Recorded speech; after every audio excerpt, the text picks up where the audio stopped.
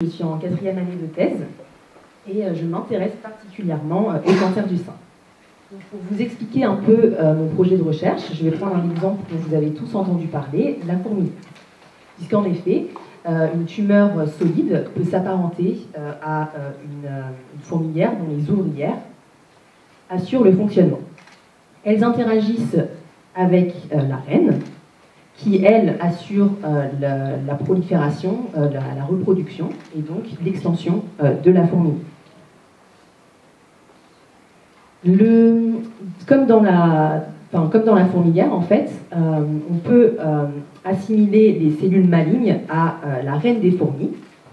Et comme donc, dans la fourmilière, les cellules malignes sont entourées d'autres cellules qui ont des caractéristiques et des rôles variés. Ces différentes cellules interagissent de manière étroite avec les cellules malignes et l'ensemble de la structure et de ces cellules forme le micro-environnement. Ces cellules assurent la structure de la tumeur, mais apportent également des ressources nécessaires ou encore protègent les cellules malignes face aux attaques extérieures. Donc, les cellules malignes, comme dans la fourmilière, interagissent de manière très étroite avec les cellules et ces interactions, en fait, aboutissent en partie à des résistances au traitement.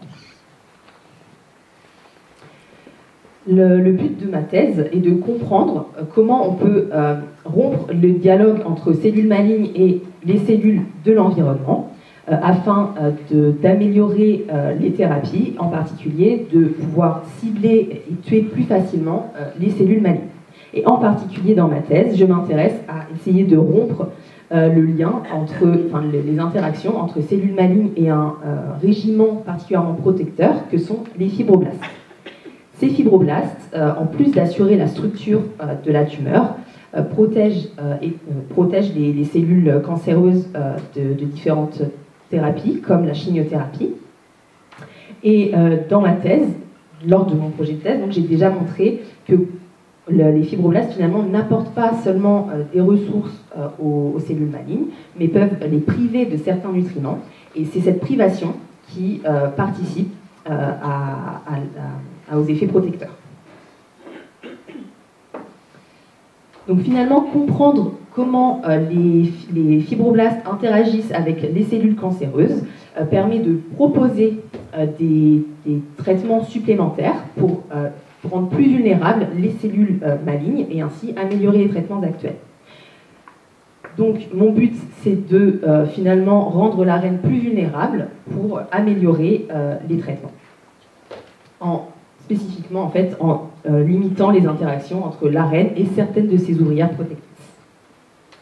Et à terme, en fait, de manière plus générale, l'étude du micro-environnement tumoral a pour but de diminuer les doses de chimiothérapie tout en augmentant l'efficacité de ces traitements chez les patients. Je vous remercie pour votre attention et je remercie particulièrement la Ligue contre le cancer.